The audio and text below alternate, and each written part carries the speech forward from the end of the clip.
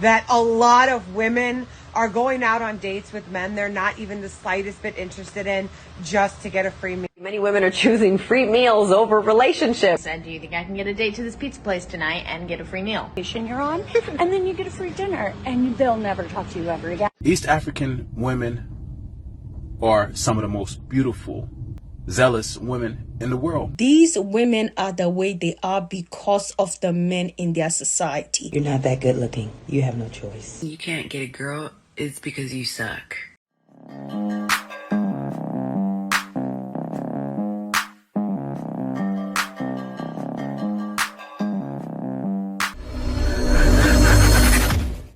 Hey guys, welcome back to More to Life. Before I get into this video, I ask that you like, comment, subscribe. Also, smash that notification bell just to be sure you get on my videos as soon as I release them.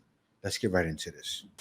Guys, I mean, seriously, can we please debunk this myth that a lot of women are going out on dates with men they're not even the slightest bit interested in just to get a free meal? Like, you guys really think we are that hard pressed for a steak dinner that we're going to fake the funk to hustle it out of you, or that we're doing this for attention? You do understand that attention from men you are not physically attracted to women feels more like harassment than any type of compliment. Let's get this understood. No woman is spending 2 hours getting ready, putting on shapewear, squeezing into her favorite dress, driving her kids to the babysitter, paying for a babysitter, stopping at the gas station, pumping it in said dress and paying for it, going to the restaurant, and then subjecting herself to the attention of a man she's not even the slightest bit interested in just to hustle a free steak about you. It is just monumentally easier to pay for the steak. And let's get this understood. What actually happens is that the woman agrees to a date with the man she is interested in and she is attracted to, but somewhere along the date, you open your mouth and you talk yourself about your personality can unseal the deal. That is what actually happens. So if you're not closing on the date, it's probably because you did something wrong. Many women are choosing free meals over relationships. The study in the journal Social, Psychological, and Personality Science says up to a third of women have engaged in a foodie call. It's when a person sets up a date with somebody they have no romantic interest in, all for a free meal. That is your receipt. Don't tell them. Don't make this a widely known thing. It's like one of the only powers we have. One time in college, I was craving this very specific pizza that you can only get in the college town that I was attending. And I made a bet with my roommates. I said, do you think I can get a date to this pizza place tonight and get a free meal? Important context, I was in no way sexy or getting a lot of hot dates. Like, that was not me. I was staying inside playing Fortnite on the couch that we had stacked on another couch. We called it Super Couch. Anyway, it's one of my very favorite memories because I did get a free meal. I did get pizza, and then foodie calls is a big thing. I've had a foodie call where the girl just went on a date for fucking free food. Yeah, a lot of girls do. Well, I'll tell you this. I'm not going to waste my time. Oh no, some wouldn't, but some chicks do. And then the other thing. The whole roster. I'll let you go in just a second. Stop playing with them, Ryan. You thought I was feeling you? No. That nigga a munch. Nigga eat it, he ate it for lunch. You do it, ladies. You go to dinner with a guy. You can have a great time. Towards the end, you start to act crazy. Tell them all the medication you're on, and then you get a free dinner, and they'll never talk to you ever again. The amount of women that actually exist like this is appalling. From the ages of 36 to the ages of 20, I've been around all ages, and they absolutely think like this in this day and age. Yes. And it's funny because at the end, shows passport. Who's this again? Take a look and see what it says. I can't really see something in Wolf. But no, this is happening. And it happened to a lot of guys that end up becoming passport bros.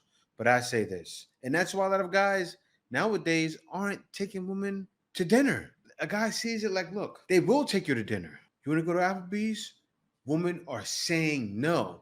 So if 33% of women, statistics show, according to the news, and I'm sure they've contacted somebody that did some research, 33% of you are taking guys out on foodie calls just to get the food. And then you're demanding that he can't take you to cheesecake, Applebee's. Guy don't mind spending $20, $30, $40 on a woman. Not even 40 is probably too much. But 20, 30 is it's chump change. Put gas in your car. Guys don't want to do that. Why? Who wants to be used for a foodie call? No one. And guys will not let it happen. But anyway, let me hop on to the next one.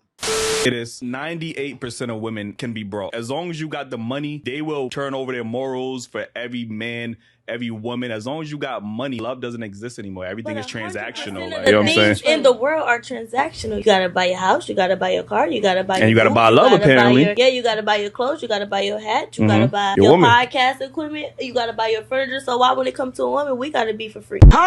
Because love don't cost a thing, right? And it's weird. It's so weird the way things are nowadays. Like, it's hard to find love where you're from, but then you leave and it feels like love is free. It's weird. And then you wonder, and then you bashing guys for leaving. So much proof out there showing what the issue is. And then this is the answer, and you bash these guys. It's sickening. African women versus African American women. I visited various countries in Africa, specifically East Africa, and what I can tell you is this: East African women are some of the most beautiful, most tenacious, zealous women in the world. They're on a level that African American women can only hope and pray to be on. From the way that they walk, to their elegance, to their cooperation, fit, and feminine behavior, they're next level. East African women love to wear their natural hair. They love to be very respectable to their elders, and they respect men. Fellas, do your favor and get your East African beauty. This is the problem that some of us have with the Black American passport bros. You can definitely have your preference without bringing down African American women. Look at you! You can have your preference. East African women can definitely be your preference, but you do not need to compare them with African American women and bring down. Now look at this. Black men aren't the only one doing this. Men of all races are doing this. You all are the ones that are now popularizing it for clout, popularizing it like it's the thing to do. We everything up. It's only the broke black men who out here clout chasing and who think they're really doing some new shit. We know. It's a running joke. So who do we compare them to? That's who they're most comparable with, all right? Black and black. Who else should they compare them to? African American women or Black American women. One of the key elements or variables that most of you forget when you're making this comparison is the social cultural context, all right? These women are the way they are because of the men in their society. African American women are the way they are because of what? The men in their society. It's not the men in the society. It's the small percentage of men that are getting with most of the women. That has nothing to do with most guys that are leaving. Stop it. They're ignoring the nice guys for pookies. Facts. Most of you are 50-50 men. African men are raised with the mindset to be providers. And that is not the same mindset that most African American men have. Beyond provision, African men believe in lineage and continuity of the family name, and these are the reasons why they tend to get married and often would do well being the man of the house. Most of you African American men do not have that concept of extending your lineage and your family name. Wait a minute. Who are you? Again, this whole thing of East African women love to wear their natural hair. Context is key. In most African countries and cultures, the women are not directly competing with Eurocentric standards. Do not get me wrong, Eurocentric standards are global. However, women on the African continent are not directly competing with that standards. Why is that? Why is that? Because they weren't majorly influenced by it, right? It's true. All of those magazines, all of those things were implanted in the West, right? But back in the days when it was implanted, women were still wearing afros. Then what happened? That all changed. When women were wearing afros, head full of hair. Women started trying to compete, no hair. The hair can't grow because their hair is not made to go through that much damage. It's sad. I'm going to let it finish. And the economic penalty is not as severe as it is in North America. Okay, so Black women in North America, I'm sure they have beautiful hair, but depending on your career, you need to look a certain way to get ahead. I have done a video extensively talking about the level of microaggression and the way Black women are penalized when they wear their natural hair at work and how that affects them economically. A simple look at the Crown research funded by Dove will provide a context for understanding why Black women in America might not be so drawn to wearing their natural hair. We're making progress. Finally, you talk about the element of respect and how East African women, I tell you this, has nothing to do with corporate America. respect their elders and respect men. You need to conduct yourself in a manner that deserves respect. Do African American men carry themselves deserving of respect? That is a question for you to answer. Respect is not given, it is earned. So if you want to get respect from your women, conduct yourself as such. How many of you are disciplined? How many of you are providers? How many of you have emotional intelligence? How many of you claim a pregnancy when a woman tells you that you got her pregnant and you go ahead, follow through, support her, and name the child to ensure that you are laying claims to your lineage and ensuring that your family name continues? These are the things. This woman can't be in the U.S. I'm going to stop her right there because she's talking this good talk. It sounds good, but she's missing parts, right? Because now, if she looked up the percentage on that, she would see, what is it, like around 30 something percent, 30+% of the men that were hit for child support. It wasn't their kids. It was a high number, something like that. I don't know the exact number. To where now mandatory paternity tests are needed. And it's happening where? Mostly where? In my community. Why is that? But she won't talk about that though.